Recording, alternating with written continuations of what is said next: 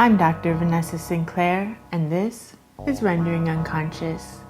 My guest today is Dr. Matthew Flisfeder, an Associate Professor of Rhetoric and Communications at the University of Winnipeg, where he teaches courses on communication theory, popular culture, critical theories of discourse and ideology, and critical studies of social media.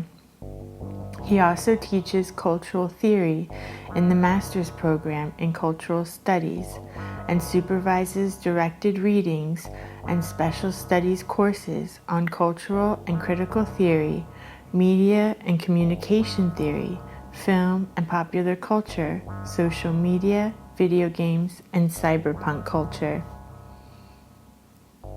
His new book is Algorithmic Desire: Toward a New Structuralist Theory of Social Media. Previous books include Postmodern Theory and Blade Runner, The Symbolic, the Sublime, and Slavoj Žižek's Theory of Film, and he's the co-editor of Žižek and Media Studies, a reader. He's a faculty researcher affiliated with the Center for Research and Cultural Studies at the University of Winnipeg and an editorial board member for the journals Rethinking Marxism and Topia, Canadian Journal of Cultural Studies. For more information, you can visit his website, matthewflisfeder.com. That's MATTHEWFLISFEDER.com.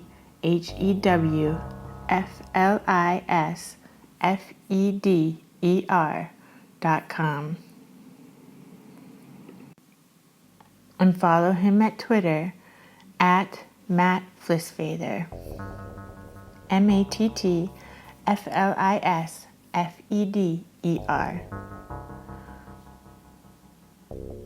As with all Rendering Unconscious podcast episodes, there is a video accompanying this episode at YouTube.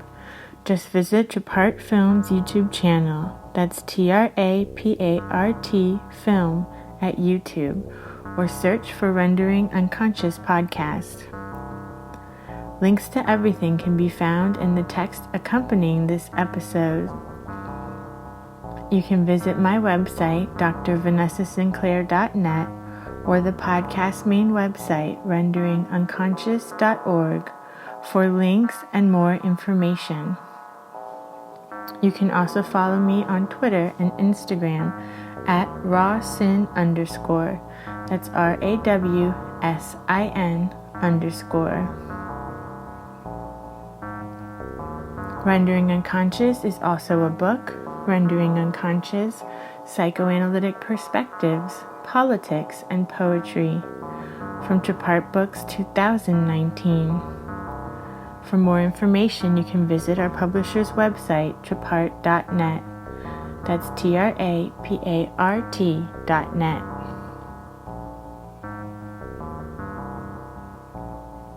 You can support the podcast at our Patreon, patreon.com/Vanessa23Carl.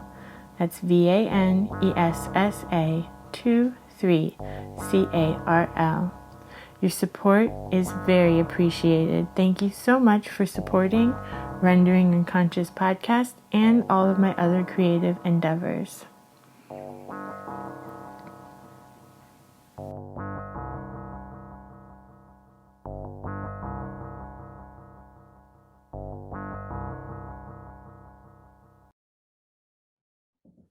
All right, so why don't you tell us a little bit about your new book and how it came about? Okay, so the book is called Algorithmic Desire: Toward a New Structuralist Theory of Social Media. It really started to come about, well, I'll stay with the main argument of the book really is in a lot of critical social media studies, I think that we talk about all the flaws and the failures and the contradictions that we all experience when we're using social media platforms like Facebook, like Twitter, and so on. And I think that there's this tendency to talk about alternative platforms, alternative social media. So really the main idea of the book was to say, what if we actually take the idea, the concept of social media, and ask, how is it that the concept of social media can be used as a measurement against which we can understand all the flaws and contradictions of the platforms themselves. So I'm really trying to do a kind of an immanent critique of social media. Now, my background has been largely within Marxist and Lacanian theory, and my earlier work was focusing mostly on film studies, film analysis, trying to understand questions of ideology and subjectivity, specifically as it relates to cinema. And I was in this moment after I finished my doctoral work now 11 years ago, so 2010, I was thinking about how can I try to rethink the stuff that I was doing with film analysis for understanding media more broadly, but social media more specifically. So I started thinking about the way that social media tends to play around with our enjoyment, play around with our desire, play around with fantasy, the way that even the structure of social media seems to reposition or resemble what we might think of as the Lacanian big other, and how that all plays a part in the contemporary form of the capitalist and specifically neoliberal ideology and consciousness. So that's some of the stuff I try to get to in the book. And the book was several years in the making, and really the individual chapters are just various responses I've had to different issues on social media, critique of capitalism, psychoanalysis, over the years. I just want to add one point about the subtitle of the book, toward a structuralist, a new structuralist theory of social media. And the idea of new structuralism sort of came about because specifically within communication theory, I think that there's a tendency now to follow the very vogue new materialist theories, assemblage thinking, the influences of Deleuze and Foucault on biopolitics, and drawing as I do from people like Slavoj Žižek, I was trying to think about how we might reconceptualize structuralism, but away from the typical Levi-Straussian or Althusserlian frameworks of structuralism. So this is something that I try to do and revisit through the analysis of social media. Wonderful. And I love that you came to it through film. I hadn't realized that, and that makes a lot of sense. And I've been thinking a lot lately, as a psychoanalyst, I feel like this is such a great moment for psychoanalysis, because I feel like all these kinds of theories that we talk about all the time are like so evident in online platforms and social media and the way that we're using the internet. So I feel like it's a really good moment to capitalize on that, for lack of a better word. Yeah, I definitely agree. And I mean, one thing I can say, because my early writing on film and drawing on a lot of the British film theorists or the screen theorists, a lot of the psychoanalytic film theory from the French scene in the 1960s, one of the ways that I rethink what they were doing at the time was it said that they were so Jean-Louis Baudry and Christian Metz and Laura Mulvey and all of those people. I mean, a lot of what people say they were doing was applying psychoanalysis to film. And I want to actually turn it around. And I actually think that the best thing of what they're doing is they're using film and psychoanalysis as a way of understanding ideology and subjectivity. So I think that if we look at social media today and looking at it through the prism of psychoanalysis, I think that it actually teaches us not about social media, but it actually teaches us much more about the contemporary form that ideology and subjectivity have taken. Yeah, exactly.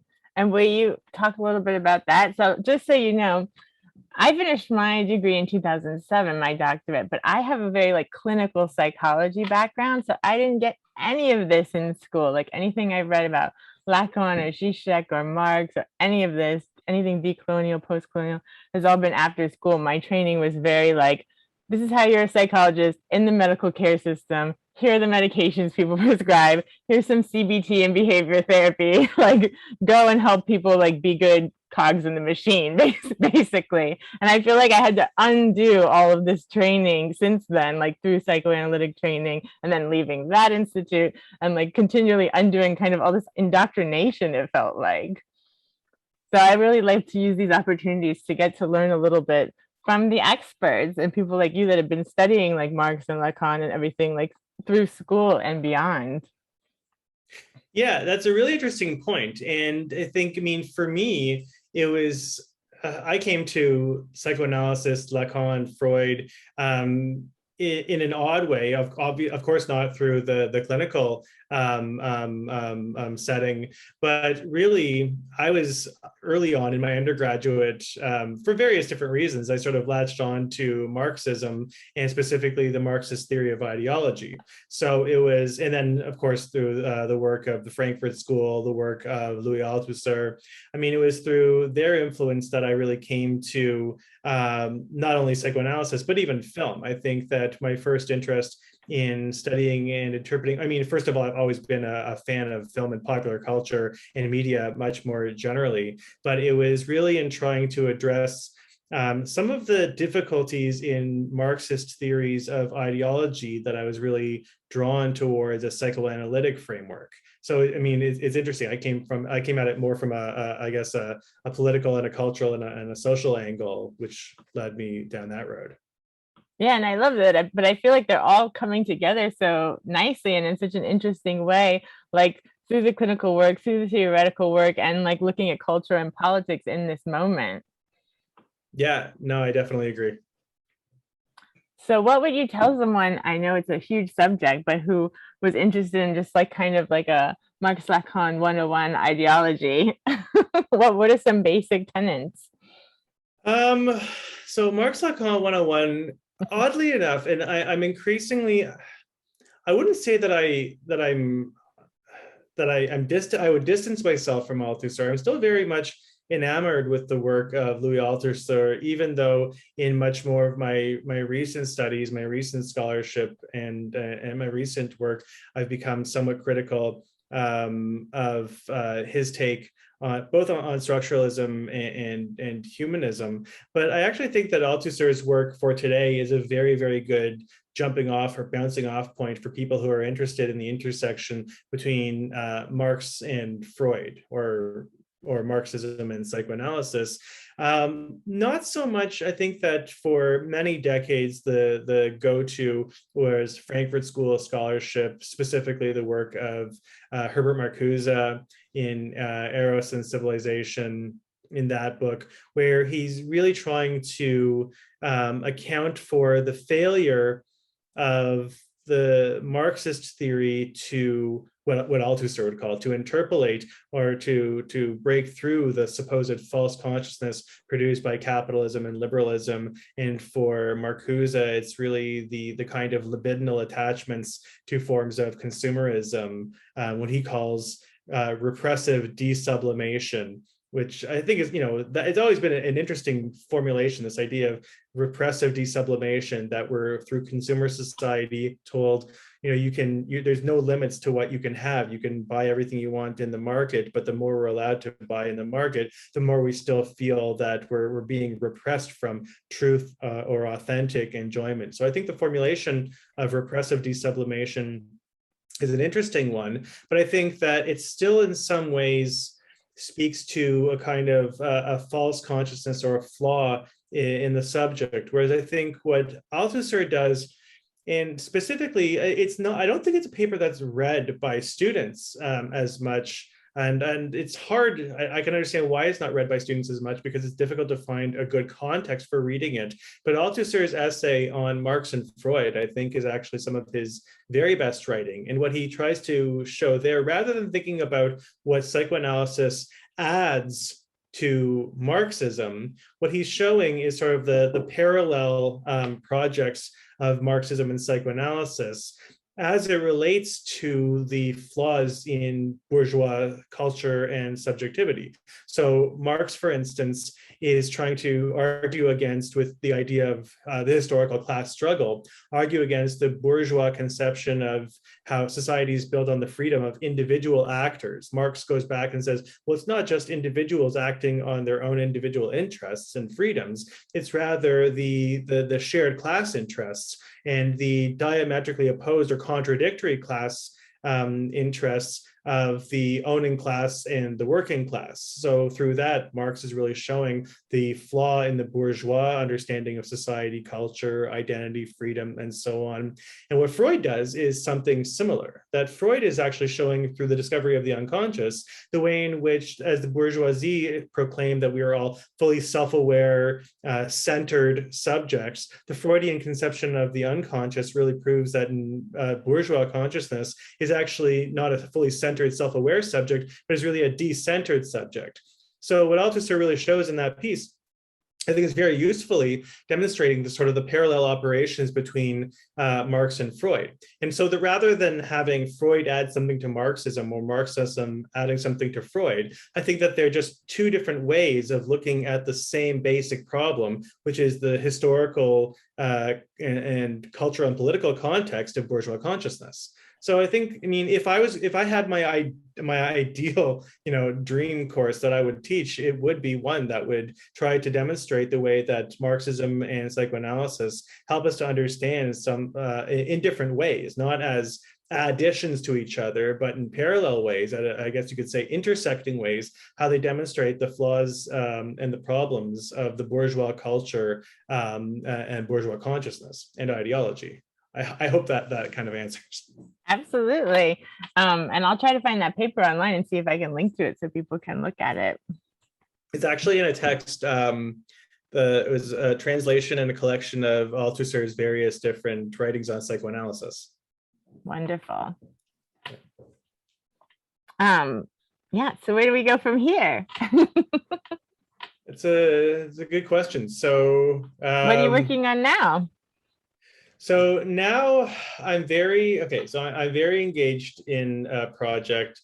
So just to add on to some of my work. So my new book is the book on social media, but this is it's my third solo authored book. My first book was a book on Zizek and film theory. And then I did an edited collection with my friend Louis Paul Willis on Zizek and media studies.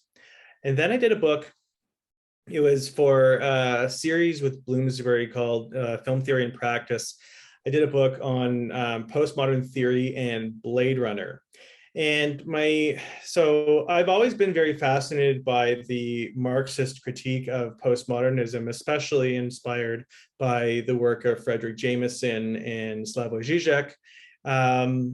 And combined with the work that I did on the postmodernism book, but also the social media book, I've kind of come back to this idea in Frederick Jameson's early postmodern work. He talks about this idea of the hysterical sublime.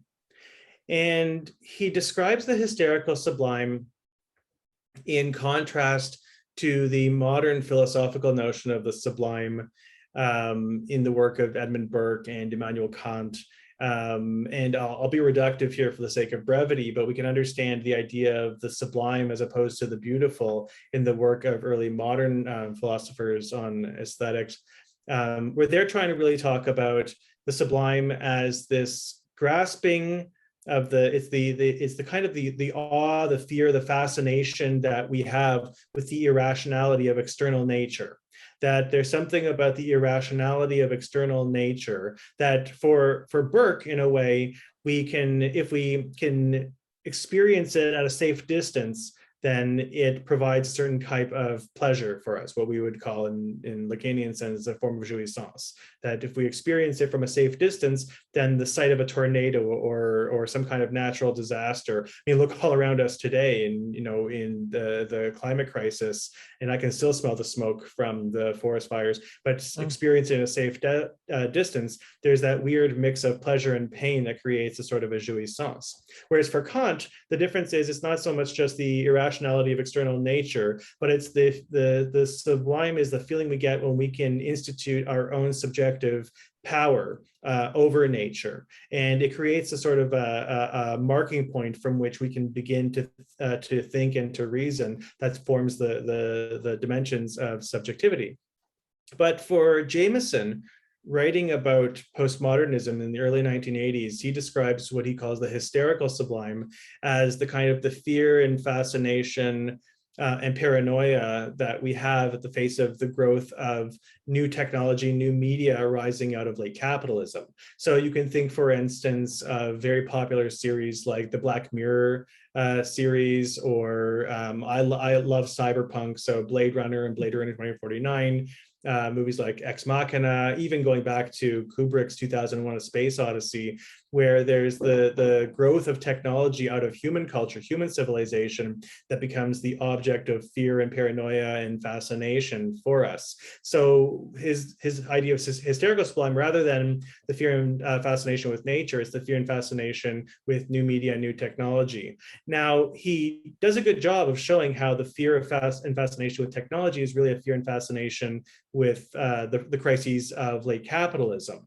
So what I'm kind of trying to do is rethink, especially in the psychoanalytic sense, why the description as hysterical sublime? Why the hysterical? Right? What is the hysterical dimension of this? And I'm even thinking about it through, as Zizek points out, Zizek's first French book was based on that line from Lacan that Hegel, le plus sublime des hystériques, Hegel is the most sublime of hysterics. So I'm trying to theorize this idea of hysterical sublime, but I'm also theorizing it in very much in the specific context of contemporary, what we call today the Anthropocene. This idea, this sense that the climate crisis is a strictly, specifically anthropogenic problem, as well as still the problems, the fears that we have of new media, new technology, the black mirrors, like the cell phones and devices that we take around with us. These are all problems that are displaced onto the figure of the human or technology as a product of human culture and human civilization. But I'm arguing that the hysterical sublime is a way that we can understand that our fears about the contradictions of capitalism are displaced onto the figure of the human. So that through the idea of the hysterical sublime, what I'm trying to revive, and it's very controversial, I think, in critical theory, I'm trying to revive a conception of a dialectical and a universalist humanism. And humanism has a historically bad reputation for a number of reasons, being associated with Eurocentrism, colonialism, industrialism, which I think are actually not problems of humanism as such. I think that these are problems of colonialism, political domination that is particular. But and I draw on somebody like Edward Said here, who says that we can enact a critique of humanism in the name of humanism. That if we think about humanism as a concept that talks about universality, equality, freedom, respect, responsibility, I think that these are all the qualities that we have to revive if we're going to challenge the problems created by not just a global capitalist economy, but a global capitalist ecology.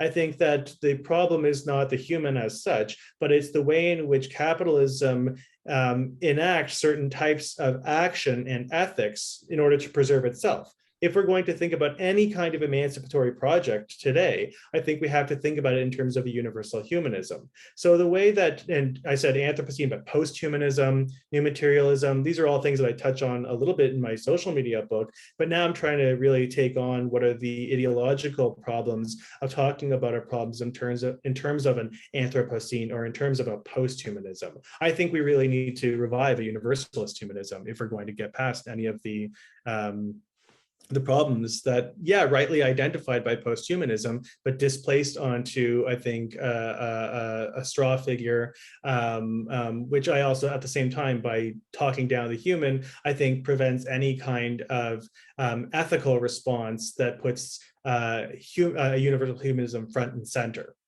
Okay, I said quite a bit there. No, that's great. And it got me thinking, like, okay, growing up in the United States, you constantly have this feeling, I constantly have this feeling, the capitalist structure makes you feel like there's something wrong with you, like you could be doing more, like you're not doing the right thing. It makes you feel like the problem is inherent with you, that you're not what XYZ or whatever thing you're supposed to achieve. But it's kind of reminding me of that and what you're talking about, like we're saying, like acting as if this is a human issue, that there's something inherently wrong with humans or humanity, when it's really this like capitalist structure that we're all living within, that we've like identified with, that's the issue. And we need to return to a more like human, like those ethics that you described, instead of this like business is business kind of capitalist attitude. Yeah, and even with a lot of the post-humanist literature, and I should say that when I say post-humanism, I'm really talking about a wide range of theories that are often in conflict with each other. I'm not talking not necessarily they're not monolithical. There's not just one voice, but there's actually many different competing perspectives here. But what they share is I borrow this from the new materialist thinker Jane Bennett. She talks about how post-humanism as a resistance to anthropocentrism. I think that the whole project, what I call post-humanism, is this entire project of trying to resist anthropocentrism. Now, I think that if we're talking at an ethical level about a resistance to anthropocentrism, the entire project of post-humanism, in my opinion, shoots itself in the foot in a way, because there's always this attempt to remove, to reduce as much as possible the subjectivity or the agency of the human, or in other guises, such as the work of somebody like Rosie Braidotti, who talks about decentering the human subject in a form of a philosophical monism. That, and she relies on philosophers like Spinoza. There's a Deleuzian influence in the work of Braidotti, that we can't think about a kind of a vertical hierarchy or binary of human and non-human, that we're all sort of connected to each other in a kind of a flat ontology. You see the same thing in people like Bruno Latour's actor network theory, where my agency is enacted by my interaction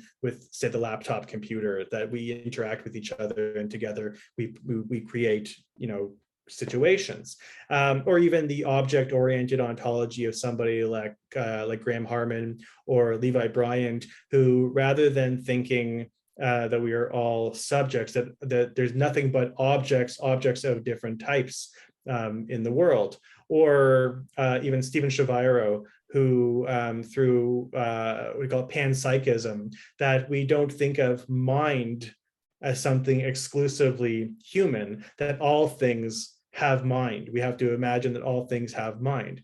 Now, the problem that I have with all of these various different strategies of resisting anthropocentrism is that I think what they end up doing is nevertheless anthropomorphizing the non-human.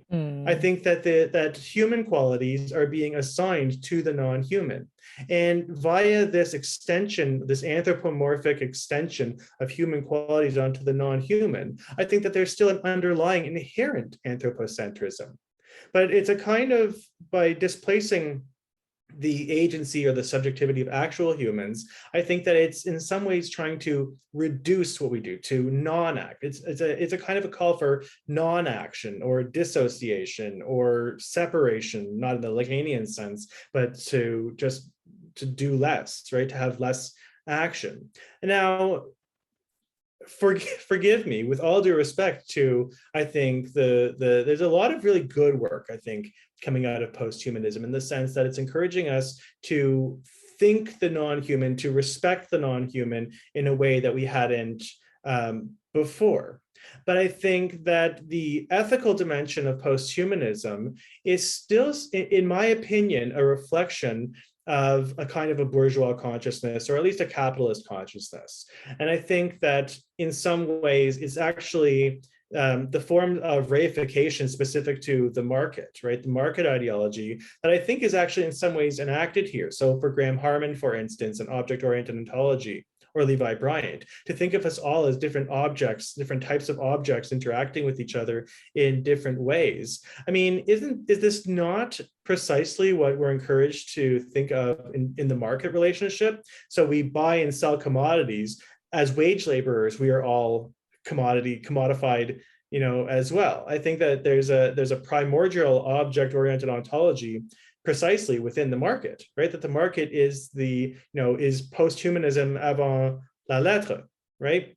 So, but I find interesting, if I want to historicize this as well, because I think that it's specifically within the context of contemporary neoliberal capitalism, in neoliberalism, where so much of the rhetoric and the discourse of neoliberalism is that we are not workers. People are not workers. We are all individual businesses of one. We are all entrepreneurs of the self. And we become entrepreneurs when we see that in order to procure higher forms of income, we have to invest in the self. So, which is acts of consumption. You buy the right clothing. You buy the right cosmetics. You buy the right education, which are all seen as acts of investment into your human capital. We are increasingly encouraged to self-objectify, to self-commodify.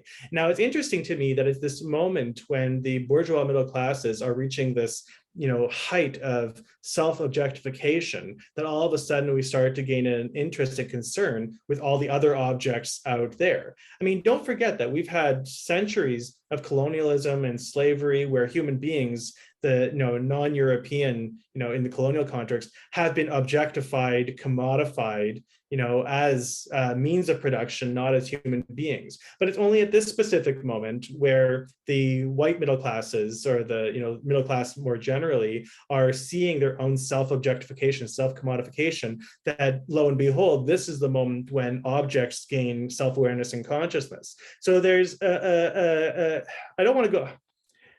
There is a kind of a hypocritical dimension to it that I think is, at this moment, we're trying to get rid of humanism, human subjectivity. No, I think that this is the moment when we actually have to be much more universal in thinking about humanism as this goal of trying to produce real forms of responsibility, freedom, respect, and so on. So this is where I'm kind of taking this.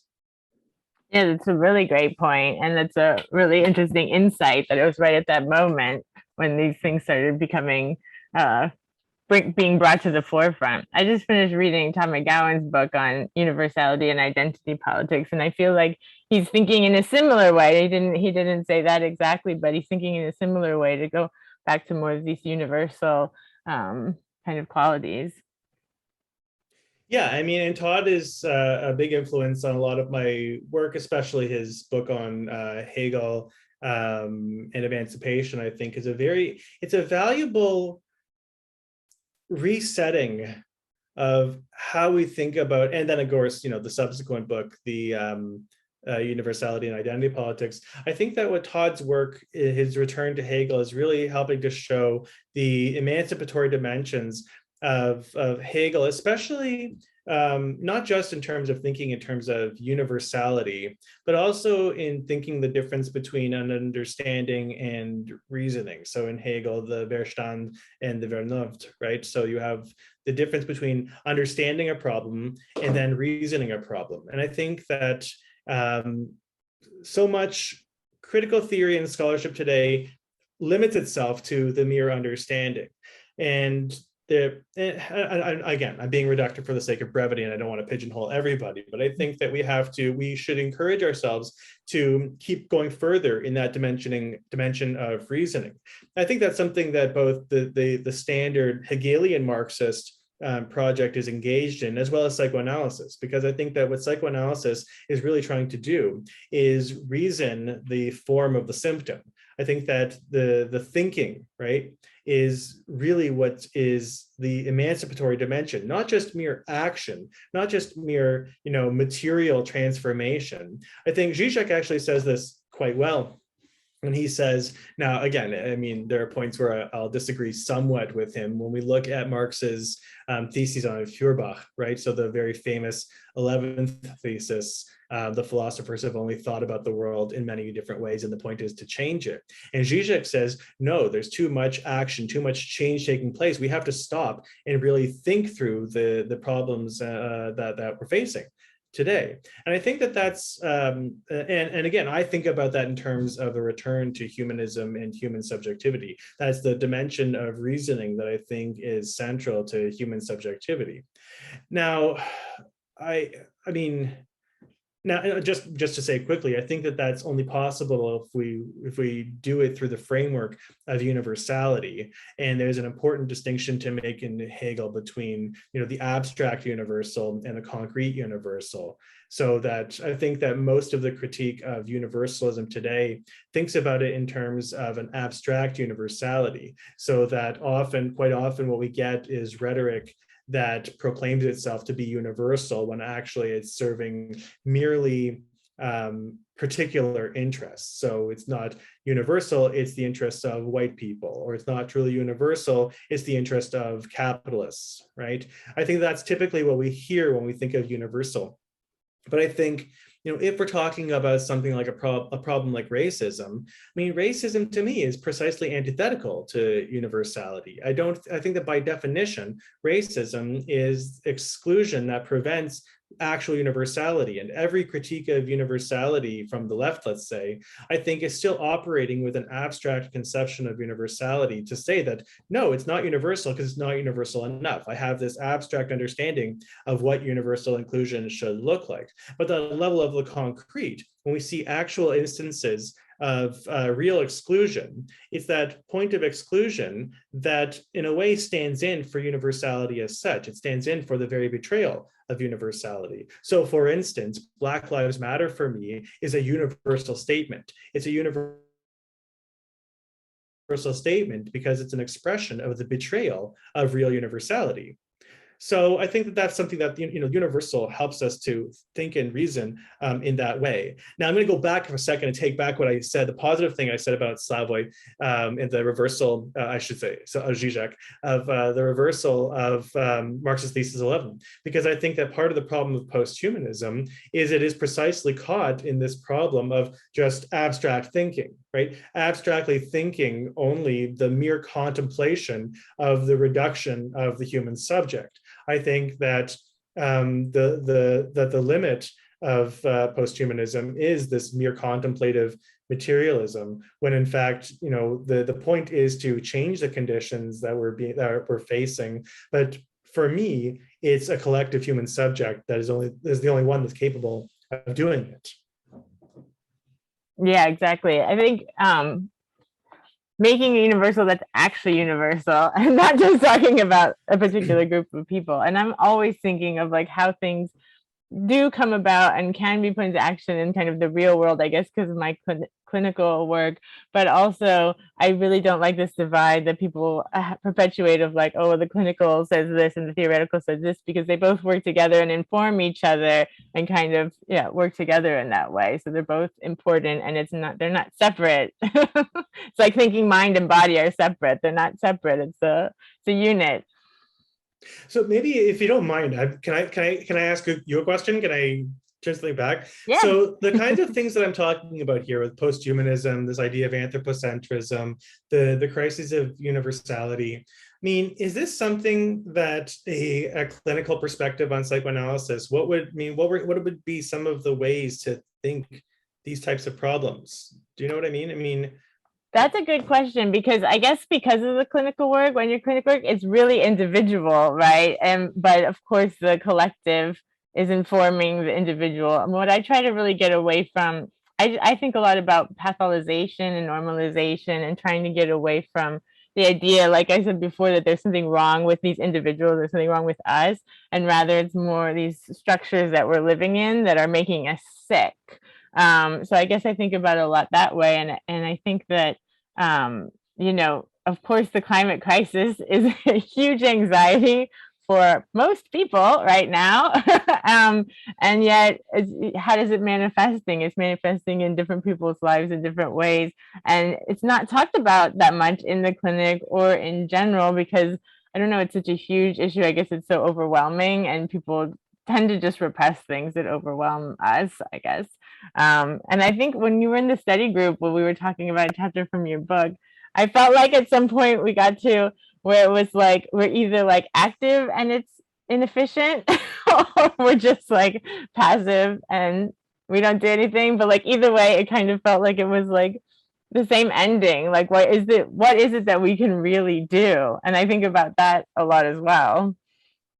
Yeah, I think that's a wonderful point. I think that's, I think my main immediately the person I think of is somebody like Mark Fisher, who I think did a lot of trying to bridge, the contradictions of the social and the political with the kinds of the pathologies that impact the individual. And I think, look at the world around us today. And I think about friends and colleagues and family and students that, it looks like we're in such a no-win situation, right? With climate change, with automation, the economy is so fucked.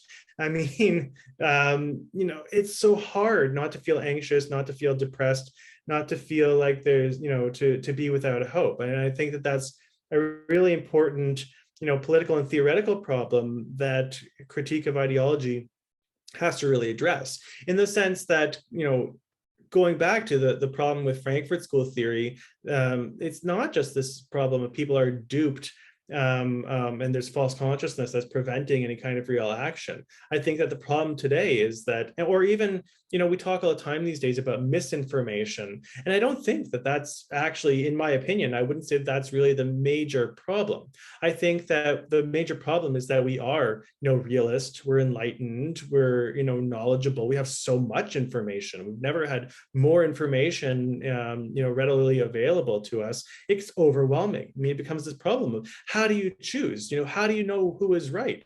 Who do you believe? Who do you follow? And I think that the difficulty here is working, what are the frameworks, or what are the structures? And this kind of goes back to this idea of thinking of a new structuralism. And I think even maybe, you're the expert here, so you can tell me where I'm wrong, but even in a clinical sense, I mean, a lot of what I think about is how it's not just a matter of trying to highlight and point out the flaws and contradictions that exist today, the reasons why we're experiencing these, vast crises, but what framework, what structure could we give to ourselves, right? So there is this, there's a social, political, cultural, structures that are imposed, but what structure could we build? What structure, what framework could we create that would give us the sense of what goal to build towards? This is really where I am critical of somebody like Althusser, who famously said that history is a process without subject or goal. I think that that's wrong. I think that that's not the right way to think about even especially emancipatory politics. I think that in order for emancipation to take place, even I think, again, I'm not the expert here, but, in a clinical sense of trying to think about, working towards the cure, that it's the, the analysand who's the subject, who has to do the work and to reach, a goal. Goals can be changed, they can change, right? Every new situation, every new condition, every new moment creates a new goal, right? I mean, it's the goalpost is constantly moving, but we have to be working towards that in order to create any kind of change and transformation. So for me, the main way to think about that socially, politically, culturally, is to think about what is the correct framework, what is the correct structure that we have to give to ourselves in order to think about our subjectivity, to think about our agency in these conditions. So if we want to go into the Lacanian jargon here, even, and I'm drawing very influential on my thinking about this is somebody like Anna Kornblue, who's the book The Order of Forms, I think is actually very useful in thinking about the emancipatory dimensions of Lacanian psychoanalysis. And she talks about, even in the analyst discourse, it's the production of the new signifier, that it's the production of the new signifier that institutes the production, the construction of new structures, new frameworks, new forms that we have to give to ourselves as the first act, right? Changing the perspective of the way we see things as the first act and moving towards emancipation. So this, again, is what I'm doing when I'm critiquing post-humanism and Anthropocene theory, is I think that this is the wrong framework. I think this is the wrong structure, the wrong narrative. I think that it's a narrative that is purely ideological insofar as it only provides a space for mere contemplation as opposed to action. It undermines action right from the get-go. And insofar as it undermines action from the get-go, I think it's doing nothing but serving the dominant capitalist ideology. That's a really good point. And I just personally have to believe in agency because there has to be some agency. We have to find a way to have agency. I just have to believe that. And I feel like this is where like the hysteria comes in that you were saying before. Like what is this with the hysteria? But that's what the hysteric does, is kind of show the flaws in the structure and find like new ways to kind of burst out and burst it open, and create something new, invent something new, and that might then turn into its own thing. But that it continues to happen. There continues to be ruptures in these eruptions. And I feel like a thing with psychoanalysis and therapy in general is that people, often feel out of control, that they're not in control of themselves, but they're thinking just with their ego and what their conscious mind wants them to be doing. And the process is to learn that, like, that's not all of you. That's just a little sliver. And you have to learn to look at these other things that may not be so easily to define based on our dominant way of thinking about psychology. But like, once you learn to kind of see how you're working in these other ways and see your kind of hysteria at work and how you might not be just a procrastinator, maybe you don't want to do those things that you're procrastinating, maybe you're speaking to yourself in other ways that aren't so obvious. And then you can learn how to kind of work that and like use your agency in a way that might not be obvious, but is still useful, still works. Yeah. No, that's perfect. I totally agree with you. I think that's actually a really, really great way of thinking about it and seeing it. And it really gets at the reason why I'm trying to think about this through this idea of the hysterical sublime, or the hysterics sublime. And I think that one thing that Freud and Lacan, especially in the discourse of the hysteric, really goes to show that it's precisely because of the hysteric, because of the hysterical questioning. What do you want from me? The que voy, right? What do you want from me? Who am I to you? This hysterical questioning is the very reason for the production of the knowledge that is formed as the psychoanalytic discourse, as the analyst discourse, right? That the hysteric is really the questioning of the hysteric is the one who really sets things up, who really gets things going, right? But it's also, and I get this from Zizek too in a number of ways, and Laden Dolar. And again, the way that Dolar puts it, the difference between for Althusser, he says subject is a category of ideology, whereas for Lacan, subject is where ideology fails. That the hysteric is the subject position of getting the ideological interpolation, but not fully being interpolated, not really identifying with the call of the ideological interpolation. And it's the position of the hysteric who first is starting to break free of the ideology, who's really starting to question it and to think through it. And I think that if we, in the strictly Lacanian sense, we talk about the logics of sexuation, again, for Lacan, it's the feminine subject who is the typical subject, right? And if we think about in the logics of sexuation, grafting it onto the difference between the Verstand and the Vernunft in Hegel, the understanding and the thinking. In some ways, it's the masculine subject who is at the mere limit of understanding, identifying with the ideology, whereas it's the feminine subject, the hysteric, the more chauvinistic, older historical, idea of it, right? But it's really the feminine subject who is doing the work of reasoning, doing the work of thinking, that it's only in that process of beginning by questioning and thinking, right? Thinking and then reasoning, that we're capable of understanding, really understanding, not in the ideological sense, but figuring out that next step, that turning of the screw to become to enter that dimension where we can give ourselves the new structure, right? Where we can give ourselves a new framework. So that's why for me, it's the hysteric, but also the feminine subject in the Lacanian sense of the one who is doing the thinking, the one who is doing the reasoning, the one who is broken free of ideology and then can reason the presence of the contradiction. This is the position of the humanist subject that I'm trying to theorize here, that's capable of creating a framework for a change in action. Right. But I'm totally with you on this. I think that if we cannot think of our agency at an individual as well as at a collective, I don't think that there can be any kind of collective action until individuals start to free themselves from the pathologies that we're talking about, right? If you already believe ahead of time that things are hopeless, then you're shit out of luck, then there's nothing you can do to, you're stuck in that situation. This is why I have so much trouble with a lot of the various different types of pessimisms, cultural pessimisms that persist today. I think that it's just,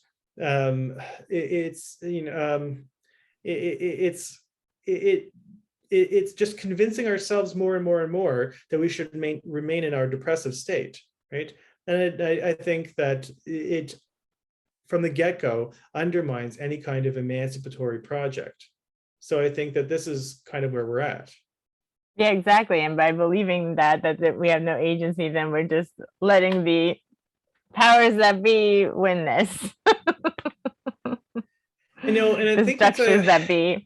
but I mean, it's also just going back to some of the post-humanism stuff. I mean, it's interesting because a lot of it wants to argue for agency as something that is not exclusive to humanity, that there is agency in the non-human, that things are constantly in motion outside of the human. And this is where I think that a theory of subjectivity is different from the extension of agency. I can think on the one hand, sure, we can speak of the agency of the non-human. I'm not going to deny that. But I think, and there's different ways that the non-human interacts with our own human agency, that our natural settings, our ecology, right, our technology, these are all things that do have an impact on our own human agency. But I think there's a difference between that and thinking about subjectivity, which for me is, I mean, there's two things. There's on the one hand, there's the role of human subjectivity in the way that we reason. Right? Not to say that reasoning is exclusive to humanity, but the way that we reason, I think, is something that's significant, that sets us apart from the non-human, but also the dimension of the unconscious. I think that there's a lot of, in the post-humanist literature, talking about, non-human consciousness, but I think that what sets human subjectivity apart is the presence of the unconscious, right? That, one of my favorite go-to examples here is something like Commander Data on Star Trek: The Next Generation, and the whole, throughout the whole series, he wants to become more human. He's acting human. He has consciousness. He has emotions. He has dreams. But there's never any question asking. I mean, they do kind of. There's one episode where he's having dreams or nightmares, and he goes to talk to Freud, like a hologram of Freud, and he sits on the couch. But they don't really ever broach the question of, whether or not does he desire? Does he have an unconscious? What is what does that add to the dimensions of subjectivity? I think that this is a very important area where psychoanalysis lends itself to rethinking the concept of humanism, which I admit is difficult, especially since someone like Lacan in particular was so adamantly anti-humanist, right? I mean, I for the sake of brevity, I'll just say that I chalk that up to, being the context of at times anti-humanism in French theory and in the structuralist and post-structuralist language of the time. Even in some ways, early Lacan being influenced by Heidegger, who is very famously anti-humanist. I think that all plays a role in the anti-humanism of Lacan. But I want to change this. I think that psychoanalysis, especially through our understanding of the unconscious, or Zizek talks about, Zizek is also very famously anti-humanist and speaks of the inhuman core of the human subject in the form of death drive, for instance. But I think that there's a difference between thinking about the inhuman or the drive component, the unconscious component of human subjectivity. I think that there's a difference between that at the individual level and thinking about humanism in the form of the social link, the social relation between the analyzed and the analyst. Right? Or the forms of communication and intersubjectivity that really help us to center our consciousness. I think that the whole point is to try to, in some ways, even if it's momentary and fleeting, to gain some sense of, you reach that point of subjective destitution, but then what act do you perform that changes the framework, that institutes the new signifier, that changes the whole framework from which we're perceiving things? I think that this is actually something that psychoanalysis really does contribute to a new thinking of universal and dialectical humanism. I like that. Is there anything else that you wanted to be sure to get to before we wrap up? Because we have 8 minutes. I'm waiting for you to say that's all the time we have for today. Well, I do like to cut it. I usually take out any like goodbye chit chat and just leave it at an end point, like the one you just made, just like boom, so that people are left kind of thinking about that instead of hearing us like say our goodbyes. So in that way, I end it like a session a bit too. I mean, we haven't talked about as much about the social media book today. I mean, go read it. Tell me, everything I got wrong to your audience, and that'll, give me my own new set of pathologies. You can just come back. I will do that. I'd be glad to. I'd be very happy to. Yeah, I think the message that I want to get across is Don't give up. Don't give up on human subject. Don't give up on humanity. If we're going to do anything, I think that in some ways it's not about losing hope, but I think that we have to, I guess, I mean, and again, I'm influenced by Zizek here and others. We have to assume that the crisis has already happened. I think that we shouldn't just hope that something will miraculously, we're not waiting for a messiah. I think that we actually have to begin by assuming that the crisis has already happened. And now what do we do to mitigate the crisis itself? And the only people that can do it is us. And that's the message that I want to get across. Yeah, and in that way, I can't help but looking at this as like a collective symptom for humanity, because that's what happens. Like, there's like hints and hints and hints, and your symptoms pop up. But if you keep going at things the same way and you don't change kind of the way you're acting, then it just gets louder and more difficult until finally you like hit a wall. And we've hit that wall. Yeah. We don't need a bigger wall to hit. Let's just say we've hit the wall. And so, like, what are we going to do about it? Yeah, I think that's the right way. Yeah, absolutely. All right. So should we stop there? Sure. Thank you very much for having me on the show. It's been great getting a chance to talk about a lot of these ideas. And I hope we can do it again sometime soon. Yeah, as I said, you can come on anytime. You're always welcome. Great. Looking forward to it. All right. Bye, Matt. Bye.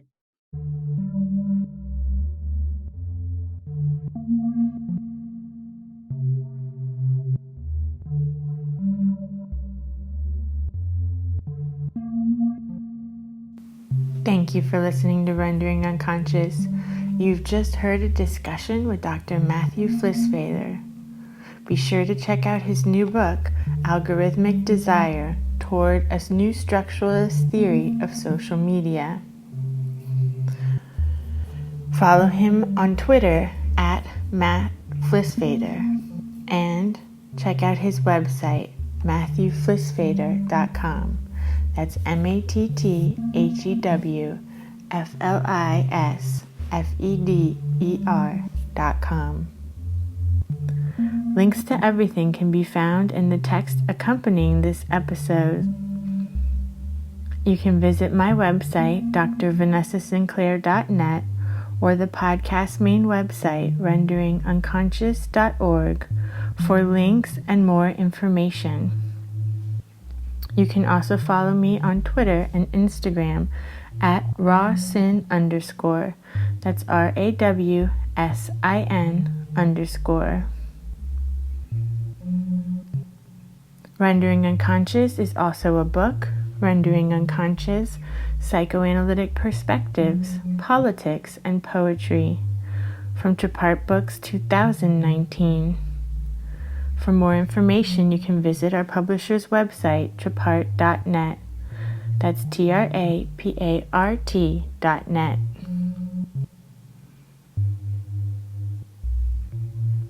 You can support the podcast at our Patreon, patreon.com/Vanessa23Carl. That's VANESSA23CARL. Your support is very appreciated. Thank you so much for supporting Rendering Unconscious podcast and all of my other creative endeavors. And now the song Seems Like an Eternity from the album Conceive Ourselves, a collaboration I did with Pete Murphy, available at Highbrow Lowlife's Bandcamp page. That's highbrowlowlife.bandcamp.com. Enjoy.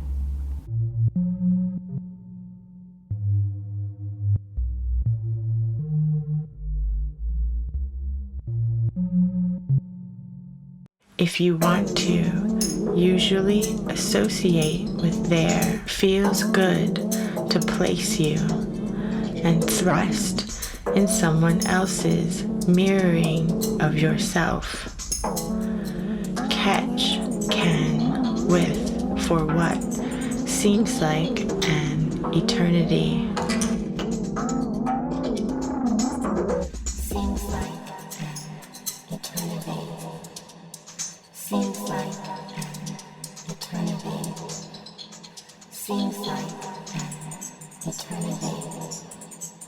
seems like eternity.